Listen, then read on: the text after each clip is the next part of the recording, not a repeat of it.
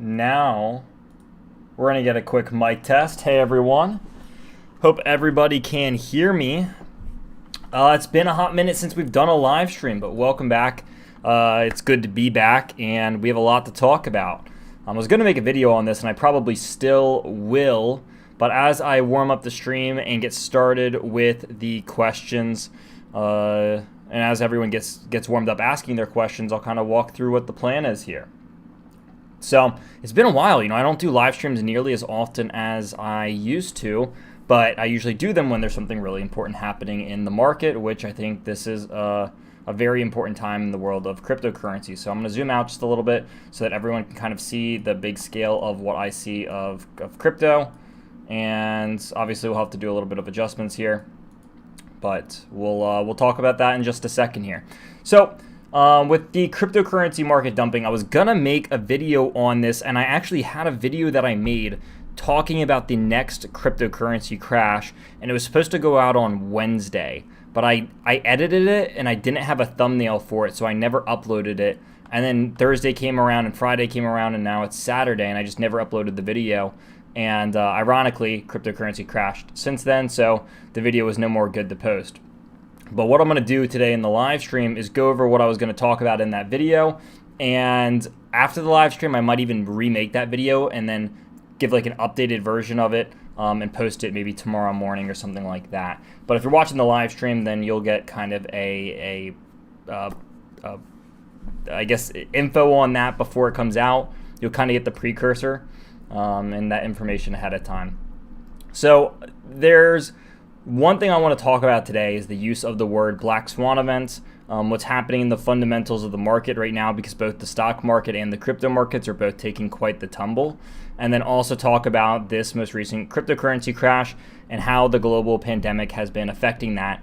Because what we're seeing now is we're seeing the third major strain of the COVID virus, or whatever we want to call it. I think it's a virus, right? COVID variant. What we're seeing now is the third strain of that affect the global markets, along with a couple other factors from the United States. But we've seen that before. We've seen all of this before, and I think a very important topic is to look at how this has affected the markets before in order to understand how it will affect the markets moving forward. Because we saw the original strain of COVID, we saw the Delta variant, and we're going to take a look at how that affected Bitcoin and how it recovered after seeing those flash crashes from both of those events. And now that we have the, I believe it's called the Omicron, we're going to take a look at what, if there's any kind of correlation to the past two crashes from the COVID variants. And there's some pretty compelling evidence, if I do say so myself. So welcome everyone. Just give me a thumbs up if you can hear me all right, and if you can, then we'll go ahead and we'll get this thing on. We'll get it going. Batman's great to see you, Mr. Matt Jacobs. Tony, welcome. Lots of familiar faces in the chat today. I also don't know how big my delay on the stream is, so I know I asked for a thumbs up or some sort of sign that you can hear me all right. But if that's working, then we'll get this going. I don't think I have too big of a delay, but we should be good to go. So let's go back and we'll start from the top here with Bitcoin. One of the things that I never really ever use is the Elliott Waves, which I have drawn up right now. We were talking about this in Discord the other day. But it's the idea that Bitcoin tends to move in sections of 5 waves. And so what we have here is our first, second, from top to bottom, third, fourth, and then fifth would be a breakout to the upside. The idea is that we'd hold somewhere above the 200 EMA, which is still possible. I have about 2 hours left in this Bitcoin candle. And for the time being, this looks like it's going to be a piercing candle on the daily. All that means is that Bitcoin is still holding these higher swing lows, which is very, very important. What Bitcoin needs to do here is have consistent higher swing lows, which it's still doing. If we measure this out, it's still higher. And the big thing here is how much Bitcoin's getting bought up. So there's a lot of comfortability, and a lot of people are comfortable buying Bitcoin in between this area over here, in between, I would say, 40,000 and almost 50,000. There's about a $10,000 buffer where people are very comfortable buying Bitcoin, hence why we have that massive wick. I think the lowest that I got buying Bitcoin at was at like 44, 45,000. Right around the support line was the lowest that I got it for. Wish that I could have gotten it for lower, but I just was not up that late. It was after I went to sleep. I know on some exchanges, on Huobi, or Huobi, however you pronounce it, the price of Bitcoin actually went down to nearly $28,000, which if we want to measure out from, I'm just using Coinbase right now, but that would mean that it fell around an extra 30%. Now, on most exchanges, it didn't get that low. On most exchanges, it stayed above 40, 42,000. But on Huobi and a couple others, it did tend to drop a little bit more just because there was a lot of selling happening during this time period. And there's a lot of uncertainty too, right? I mean, we saw kind of the same thing happening in the stock market. With what I'm looking at right now on Bitcoin, I want to talk about these higher swing lows over here. So we can kind of forget about this whole wave theory for the time being. But the big support is that Bitcoin is having these consistent higher swing lows again. And if this acts like a piercing candle right over in here, this is going to be another higher swing low to kind of keep into this theory that Bitcoin is actually in a massive ascending triangle and preparing for a breakout, in which case this would be the low point of Bitcoin. This would be the bottom for Bitcoin, and there's a lot of room to rally to the upside here. One of the most popular things, and if we want to measure this out, if we're going back to all-time highs, that's nearly 41%. If we're going to pass all-time highs, that'll put us past like 50% a potential to the upside. What's up? Welcome. Just reading through chat. So resetting. With this ascending triangle theory, the way that ascending triangles work, and some of you may know, but I'll kind of just give a brief run through and explain it, is the way that ascending triangles work is that we have a flat level of resistance like what we're seeing up here. For the most part, we're holding this relative level of resistance. We're not moving. We're seeing a lot of resistance and selling happening in this area, and we're seeing an incline of support. And so what this does is every time that this touches resistance, this is weakening it, and support is still growing and strengthening, and people are comfortable buying at a higher and higher price, while sellers are not able to push this down consecutively lower. They're not able to hold lower levels, which is just a sign of weakness from the sellers. So the way that these work is that these often squeeze to the upside, hence why the resistance isn't moving. So these squeeze and pressure builds like it's a balloon. And then as we approach the end of this life, and this gets into a tighter and tighter squeeze over in this section, usually after about between 5 and 7 touch points, this should break out to the upside. We've seen a lot of ascending triangles and descending triangles in the past. This is going to be one of the largest ones that we've ever seen on Bitcoin too. I mean, if you zoom out and look at the macro of this, of just how large this is, it's huge. It's just absolutely massive. To kind of show some previous ascending triangles that we've seen in the past, or even descending triangles. I think one of the biggest examples was the massive descending triangle that we had from 2018, right? This is the opposite of an ascending triangle, so this is a bearish version, but we could see that there was a declining level of support, a declining level of resistance, and support was not changing, and ultimately this thing shot and it bounced and it bounced and it bounced and it squeezed until ultimately it broke down. And so from the floor of its breakdown to where it ultimately fell and bottomed out at, it was about a fall of around 46%, almost a 50% fall, and that's not even counting from its all-time high. The cool thing here, and I'm sorry if I'm talking too fast, I'm just a naturally fast talker. The cool thing here is that we're seeing the opposite of what happened in 2018. We're seeing the opposite of that now happen over here in 2021 moving into 2022.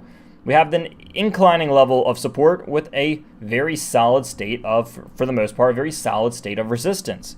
So if this were to break out, and if we zoom out, if that one, which was a whole lot smaller, happened back in 2018, and this one is a whole lot bigger, the breakout on this should be substantially larger as well, or at least in my opinion, it should be a breakout of at least 50 to 100% increase in the price of Bitcoin. And altcoins, that could be anything from 2, 3, 400%, depending on what the market cap of the altcoin is. I know VR the other day was one of the largest crypto tokens I've ever seen take off. It did 150x upon getting listed on its first exchange, which is crazy. Even in crypto, that's rare. But beside the point. So let's go ahead and go back into the, I guess, how the pandemic or how the past forms of COVID have affected cryptocurrency and how this Omicron is most likely going to affect cryptocurrency. So if you remember, where was this? We got to zoom out just a little bit here. Back into 2020, the very beginning of 2020. The stock market crashed very drastically. Cryptocurrency also crashed pretty drastically. This was around the time that COVID started getting bad. People started panic selling. Crypto dipped down all the way to around $4,000, roughly, give or take a couple hundred, depending on what exchange you were from. Crypto crashed big time. When this happened, people freaked out. Stock market crashed. Cryptos crashed. Oil crashed. Everything crashed. Now, following this was one of the best opportunities that anyone has ever gotten to buy Bitcoin. I would say it's arguably the best opportunity in the past decade. When Bitcoin crashed around $3,800 to $4,000 a piece and started recovering over here, people started realizing that with all the stimulus coming out and with all of the craziness happening in the world, cryptocurrency was probably one of the safest places to place your money, and it was probably one of the safest hedges. So after this initial crash from COVID, of course, Bitcoin had a V-like bounce. Within months, it was back up completely, retraced completely from where it fell, and it started moving up almost 300% in around 2 to 3 months. Now, this was what happened after the first COVID crash. After the initial COVID virus happened, it sold off. It dumped really hard. There was a lot of FUD, a lot of fear, a lot of uncertainty, and a lot of doubt, and it recovered very well in the coming months. We fell through all of our moving averages. We had the death cross. Everything looked pretty bad, but we saw a very nice wick at the bottom, and things did sell off. Now, let's go ahead and move over to the second time that we saw this happen, which was, and I'm destroying my chart on the way up, which was the Delta variant. And I actually have an article that I have pulled up talking about all this stuff.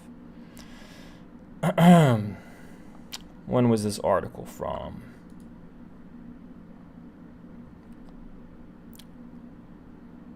So this is an article that we have from July of 2021. Says Bitcoin plummets below $30,000. It's funny because now that we're still nearly double that, it's funny, right? We plummeted below $30,000 amid the new Delta variant spreading in the United States. So this happened in July of 2020, and if we go back to July of 2020, that's when we started seeing, as this COVID variant spread and then got into the United States in July, we saw cryptocurrency tank and bottom out around $30,000. Now, after this, people again started to realize that cryptocurrencies really shouldn't be affected by this nearly as much as it is, and cryptocurrency begun to rally towards the end of July and entering into August, which is when we started seeing the crypto rally again. Now, here we are with this new variant on the spread for about the past 2 weeks or so, which is where we have seen the decline of cryptocurrency. Of course, getting into the United States, a couple other factors here from what the U.S. just released in their final financial statements of the year. But partnered with the Omicron, crypto has been on the decline once again. So this time around, I've seen crypto recover from the initial COVID. I've seen it recover from the Delta. And I'm very confident that upon dumping once again from news very much like this, again, there's other factors besides these, but these are, I would say, some of the main factors that people are pricing in. Crypto has recovered in the past, and I have the firm belief that it will recover again over here. Yes, we broke below the 200 EMA, but we've done that for both of the past times that this has happened. So I'm really not freaking out too much. I'm really not. We're still holding a higher swing low, and there is a ton of buying pressure in this candle. So the main strategy that I'm looking at here is saying, all right, well, I'm looking at the past 2 times that this has happened. This is the 3rd time around now.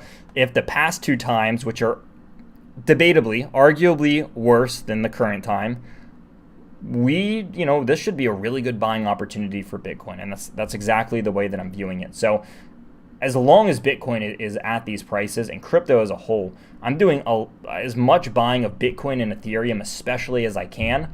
This is also the way and the place where I'm seeing the opportunity to buy things like Metaverse and Web 3.0 tokens. Because before, all those Metaverse tokens had taken off, right? We had Gala, which did phenomenal, and we called about a month or two ago. But we had Engine, Mana, I forget what a couple of the other ones were. There's a ton of them out there. Sand was another one. And they all took off, and no one could get into them. But now, if we go to some of these tokens, let's just go to Engine as one of them, one of the Metaverse tokens, it's down substantially from where it was at from its all-time high. So let's go ahead and measure that out. Engine is still down around 38, almost 40%. So what I now see is that a lot of Metaverse tokens are on sale, and a lot of Web 3.0 tokens like ENS are also on a pretty massive sale. ENS is down around 40% as well. So if you don't know what ENS is, it is the Ethereum name system, and it's like the web domains of blockchain. Oops, I'm on the. Which one were we just charting on? I think we were charting on Bitstamp on accident, which is fine. So, with us being at this current state right now, I guess I'll slow down for a second and see if there's any viewers, or sorry, not any viewers, see if there's any questions. If you have any questions, throw them in chat. If you want me to take a look at any coins, throw those in the chat as well, and I would be happy to answer them.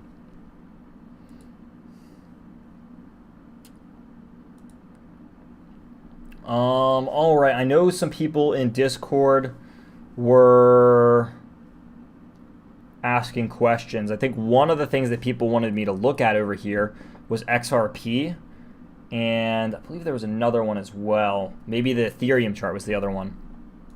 So we'll go over those two, and then we'll just take requests from the audience, and we'll go through some technical analysis and break it down. But that's kind of the summary here for Bitcoin, right? I think a lot of this fear is undeserved. I think a lot of it's over-exaggerated, just how much selling is happening. I think that Bitcoin is going to see a recovery. Now, if Bitcoin breaks below this wick that it had, it would be a pretty scary thing for Bitcoin. Ultimately, it would need to hold above like 29,000, or else things would get really, really ugly. But I don't really see a world where crypto gets that low, especially not with ETH 2.0 being about 6 months out. Which brings me right into my next point of, let's take a look at Ethereum over here, because this is very much the same case. This one, I think, is a little bit less of kind of this nice ascending triangle. It doesn't look quite as nice as Bitcoin's does, but still kind of the same idea that we have a very, very nice rising support area. Not once, not twice, but 3 separate times here. Ethereum has been bouncing off of these levels very, very strongly. You can see the buying pressure that came in when we hit this the first time. Ethereum shot almost straight up 135%. Second time that it hit this, it shot up 83%. And the third time that we bounced off of this level, Ethereum is already in less than a day up 14%. So I would imagine that this continues to kind of hold true. It's done it in the past, and the trend is our friend here. So again, we've done this the past 2 times. I have faith that it can do it again. No reason to believe that it can't, at least not yet. So on this Ethereum chart, and one of the things I forgot to talk about on Bitcoin was the MACD and the RSI. MACD, what I'm expecting here is a lower swing high. I'm sorry, a higher swing low. So to look something like this, set us up for double bullish divergence, and we should see a pretty nice rally in the price action to follow this. On the daily RSI, this, I guess, was a pretty clear warning sign that I don't think I ever talked about, was consistent lower swing highs on the RSI in an overbought territory is almost always a bad thing. The nice thing is that there's a lot of support down here. Definitely some room for Ethereum to move to the downside, but there's not a lot going on at the moment. Ethereum's sitting very neutral on the daily RSI, and it actually makes me curious what Bitcoin's looks like, because Bitcoin is king. Yeah, Bitcoin's already setting itself up for double bullish divergence on the MACD, and its RSI, I think, looks more bullish than Ethereum's does. It's about to enter into that oversold territory, and I would imagine that it sets itself up for a macro higher swing low for, the first, second, and third one over in here, and I think it'll be very nice. Yeah. Questions.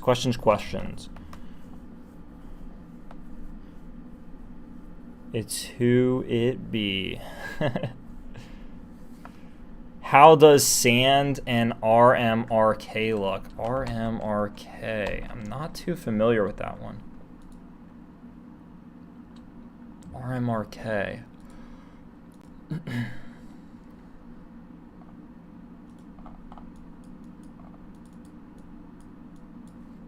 going to look this up on CoinMarketCap real fast. RMRK. It is loading. Market cap of 500 million, currently ranked number 239. And what do they do? It's an NFT strategy and a way to abuse Kusama's system, Remark, to write custom notes on the chain. It runs on Kusama.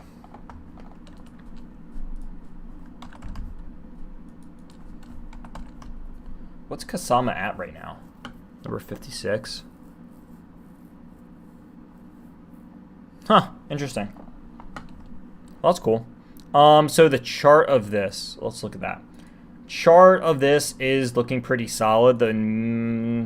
So I don't know anything about this project, and it is lower market cap, which means that the fundamentals are going to matter a little bit more. And I haven't looked into the fundamentals at all of this. But from the technicals, what I really like over here is that you can see that there's a very clear resistance on RMRK. And what was now previously resistance, once, twice, hit it on the third time and broken out, it's now retesting this level that was formerly resistance, now as support. And it did this twice. We saw the first wick happen over here. It kept rallying, and now it came back down and immediately bounced off of this area. So we can see that what was previously resistance has now turned support, and that's almost always a good sign for a chart. So I do like that. MACD does look like it's setting up for double bearish divergence, and so does the RSI, which is very contradictory to what the candle chart says. Obviously, the candle chart, this right here is a very bullish sign, but the MACD and the RSI are looking a little bit bearish, saying that the amount of bullish volume that was coming in is lower than before, and that even though the price is bouncing, the bulls just aren't nearly as where they were at beforehand when it was rallying, which is kind of makes sense. I mean, the whole crypto market's crashing.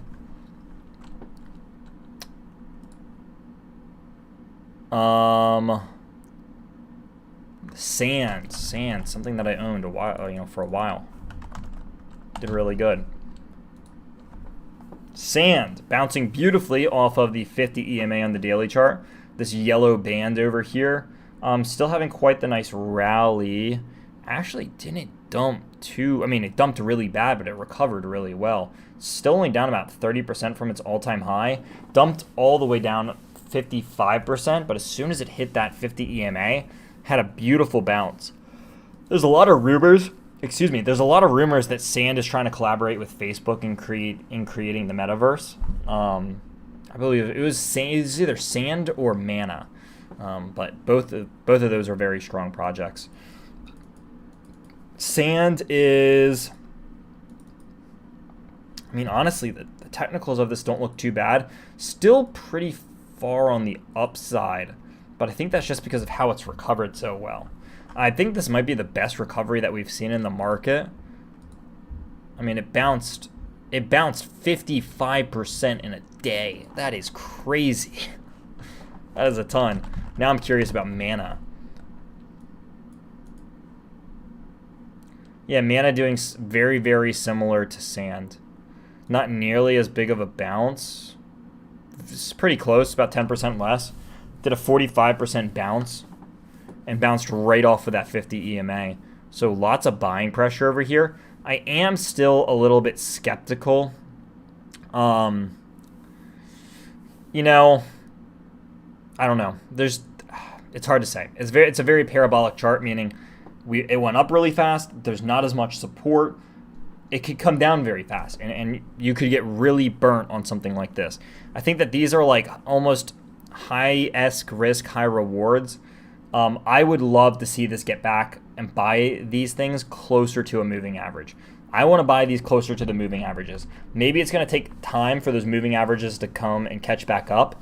But if I'm going to buy any kind of a token, especially with all the hype around it right now, I would want to buy closer to a moving average. Now, I think one of the metaverse tokens that is kind of close to a moving average is Engine. Arguably the most down of the three or four that we've looked at so far. Recovered 37%. It's still down roughly 38, almost 40% from its all-time high. Engine is one that I think is really cool. It's one that I've invested in the past. I bought Sand Mana, Sand Mana and Engine all in the past. I don't think I own any of them now. I sold all of mine off, all of my metaverse tokens off while it was in the hype phase, and Engine might be something that I actually reaccumulate on. Not a massive position, but I want to get back into some sort of metaverse position, and I think Engine's going to be the coin that I do that with. Also with Alluvium, and I might even buy a little bit more Gala. So, maybe I get like $100 of sand, maybe like $100 of mana, and then I'll probably accumulate one Alluvium, which is around $1,400, and then I'll probably get a little bit of Gala and maybe a couple $100 worth of Engine, and then diversify past that into mainstream cryptos and Web 3.0 cryptos, which is kind of the one thing that I'm accumulating as of now.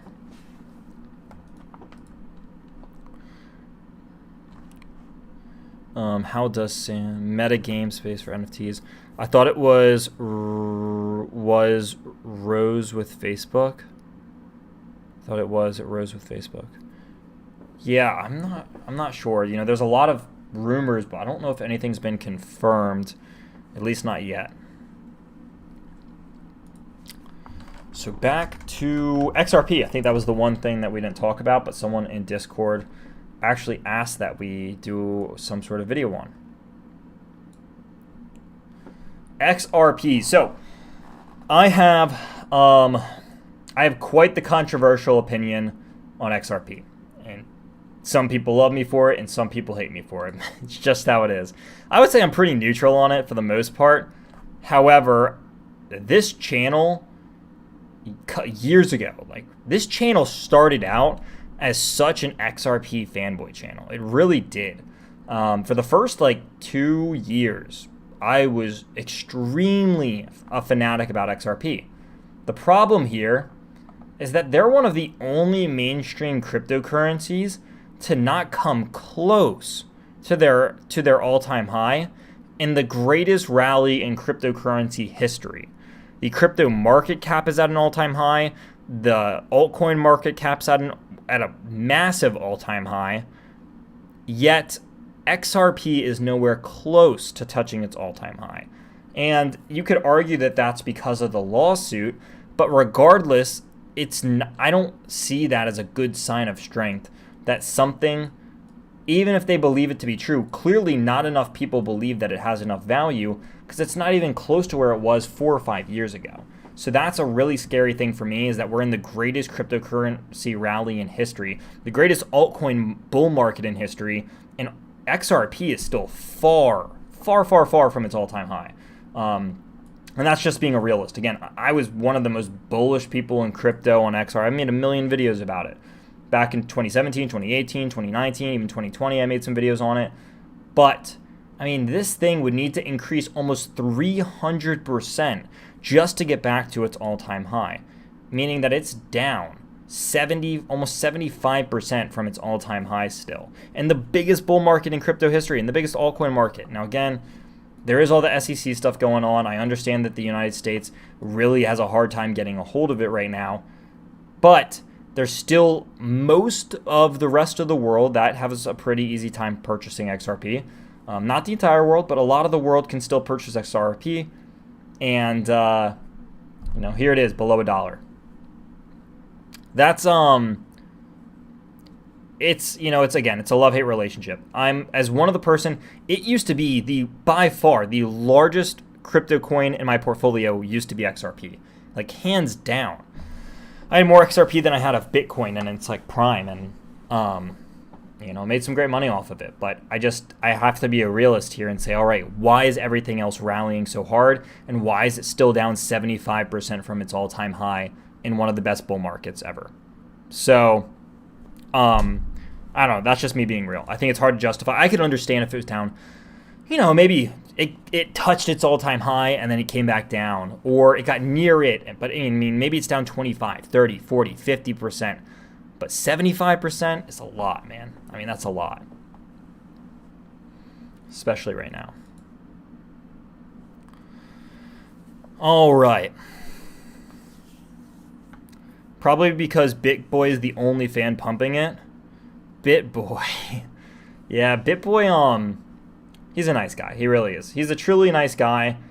But I think he's very, I don't like starting drama. He's very, he says what people like to hear, right? If you want to hear it, he's going to say it. And he's made some crazy predictions that have not come to fruition. I'm a little bit more conservative in my predictions. I mean, sometimes I make some crazy stuff and I'm not always right, but he is one that is a firm believer that XRP will probably go to like $100 or something.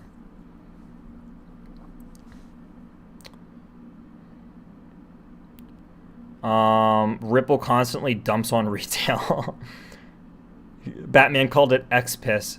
Is the worst crypto. I'd rather own SHIB. I mean, so that's the thing is like Shiba Inu is another one, man, that's just been getting annihilated. And it's funny because there's all these Shiba Inu fan pages that I see absolutely everywhere. Shiba Inu has been getting destroyed. I mean, they're another one that's down 60%. Their recovery hasn't been great either. Recovery was 34%. I mean, I am not a fan of meme coins. So when it comes to like Santa, SafeMoon, Doge, Shiba Inu, all those coins, I'm not a fan of them. I don't really pay attention to them. So if you made money on it, by all means, there's nothing wrong with making money. If you made money on it, then props to you. But I do not touch it because it's just not my kind of trading.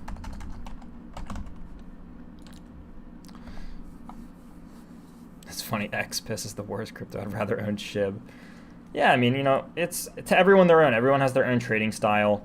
And if you profit at the end of the day. And that's kind of what matters, is that you're making money. So I need to redo this chart. So maybe we'll just take some time here as I kind of fix this one up just a little bit. And maybe do kind of leave this there. We need to redraw this one for sure.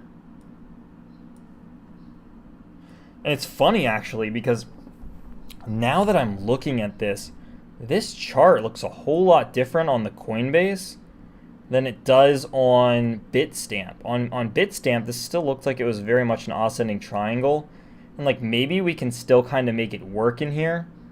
But like this is, I mean, it looks like it almost broke through support here.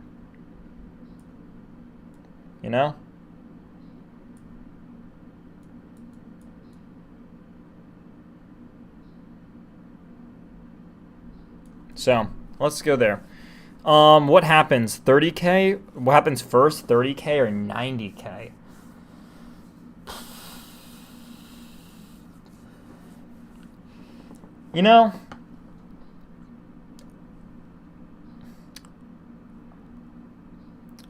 $90K. That's a hard question.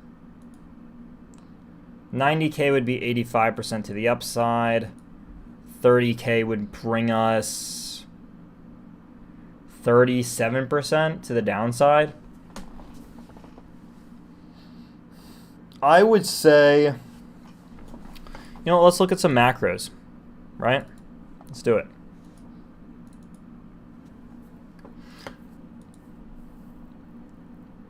Ooh, I haven't looked at this in a while. Okay.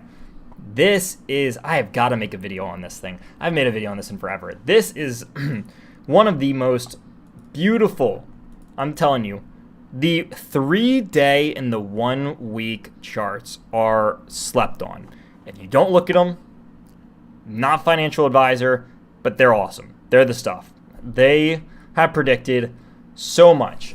And maybe I did make a video on this a little bit ago, but this is the 3-day RSI.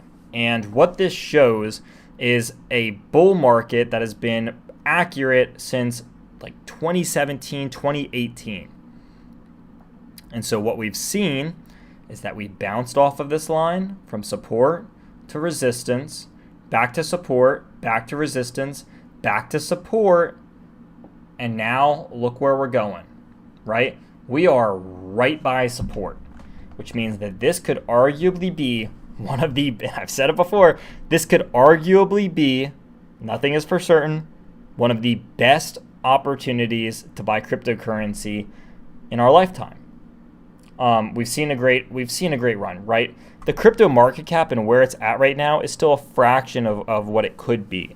The entirety of the crypto market cap right now is $2.3 trillion. And to put that in perspective, I want to fact check this before I say it because it's a bold statement.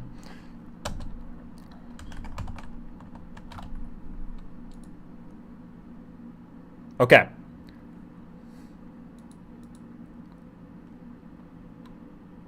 I'm going to pull this up after it loads. So the total valuation of the US stock market is about 48.5. Wait, is this right? Am I reading this the right way? Oh, this is in million. Okay. So it's about $48 trillion. The cryptocurrency market cap right now is almost $2.5 trillion.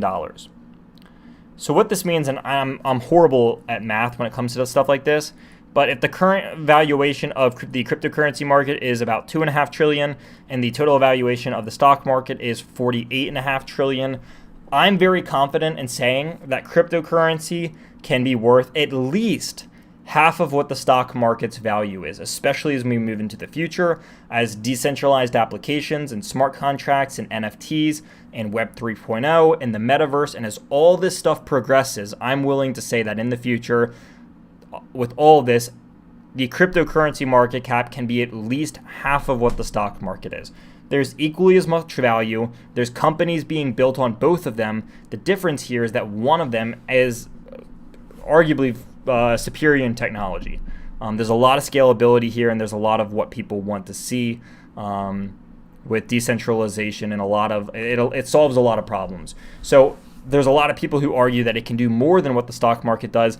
I'm going to be conservative here and say I think that the stock market the cryptocurrency market can be worth at least half of what the stock market is, which would still mean that the entirety of the crypto market can go up 10x from where it's currently at right now, meaning that would put us at a, if we zoom out, oh, my clicker isn't working, which would mean that would put us at around a 500,000 price point for Bitcoin, which I never thought I'd ever say.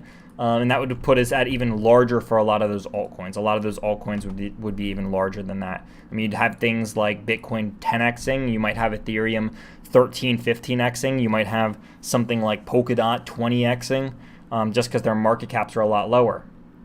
But the cryptocurrency market as a whole, if it can be worth at least half of what the stock market is, means that everything can at least 10x from where it's currently at right now. Now, if that's going to happen, that should take a lot of time, right? That's not going to be something that happens overnight. But if we go back to this 3-day RSI, this would look like it's queuing ourselves up for some really good stuff over here, right? Whenever we touch this support line, Bitcoin tends to bounce very, very nicely. So that is just my 2 cents. I do think I'm going to go ahead and we're about 45 minutes or so in here. Start wrapping it up semi-soon.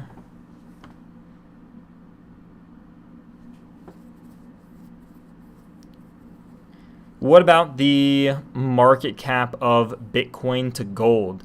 Tons of room there. So yeah, I mean, what we're seeing is I'm a firm believer of precious metals. I own both gold and silver. I own way more silver than I do gold now. But a lot of money has been flowing out of precious metals and in the cryptocurrency. We've seen the silver and the precious metal markets just aren't doing as well as they used to, right? Oops, I'm drawing dots. I mean, gold's not doing that bad. It really isn't. It's it's fairly close to its all-time high. Silver, on the other hand, I think it has to be getting manipulated because it's too far from its all-time high for the problem that it solves. If we believe that solar energy and green energy and like solar panels and stuff like that is going to play a significant part in the future, then you have to believe that silver, which is one of the main ingredients in making those solar panels and things of that green nature, it's one of the main components in it. And if we think that those are going to be big, silver has to be worth more. I think it has to be one of the most manipulated assets on the market right now. Should it be down 55% from its all-time high? I don't think so. I still don't understand how something can have such large premiums, but price can't move. I mean, the premiums are ridiculous. But yeah, I think clearly money's going from precious metals to cryptos.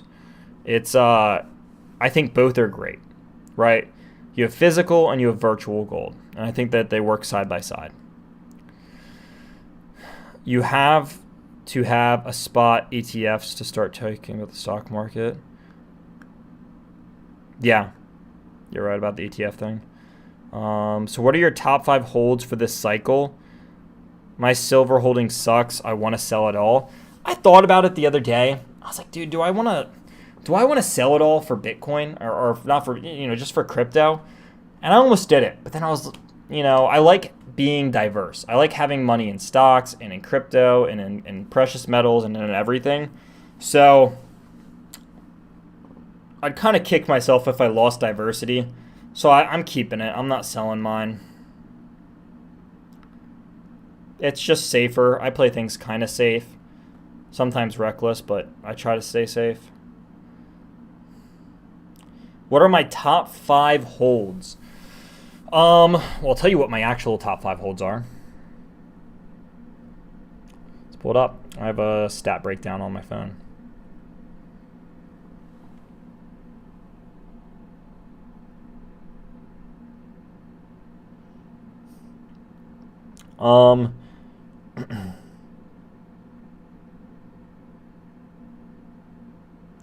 All right, my most owned cryptocurrencies as of right now are number 1, Ethereum.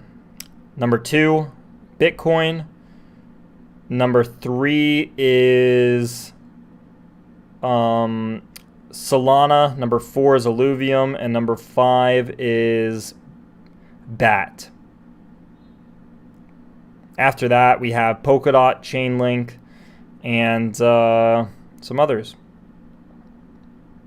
I think I'll list off everything that I own. I own Ethereum, Bitcoin, Solana, Illuvium, Basic Attention Token, Crypto.com Coin, Polkadot, Chainlink, Uniswap, Amise Go, Binance Coin, BNB, Gala, Ethereum Name Service, Litecoin, Ocean, Dash, Avalanche, 0x, Filecoin, Cardano, Compound, and Stellar Lumens.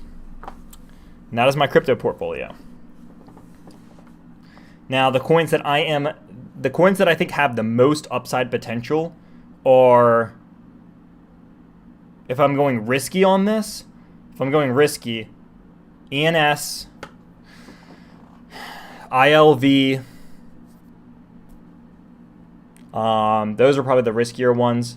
If I'm going safe, Ethereum has so much upside potential. I know it's the second largest crypto. It is going to be a massive part of the future. It already is. But Ethereum has so much upside potential. I think Bitcoin's just a flat-out safe pick. I've been getting into DOT. I'm going to buy some more Link. What else we got? There's so many out there. So many.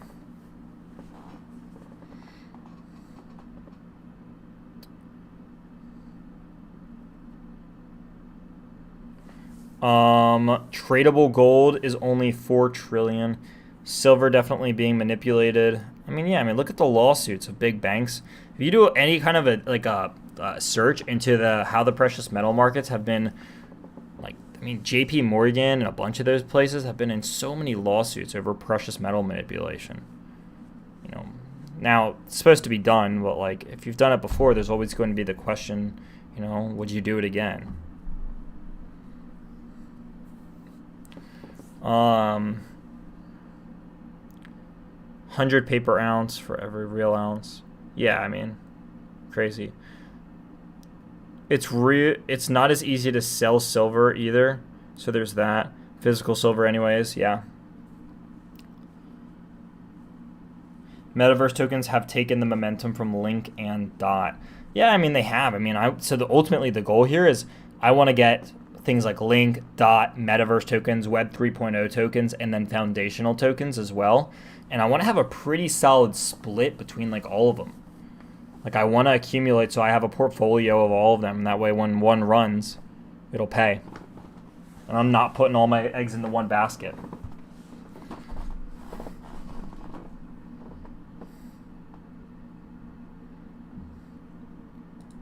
So, well, I think that's going to round us up here. If you have any other questions, shoot them in the Discord. Hope everyone has a great night.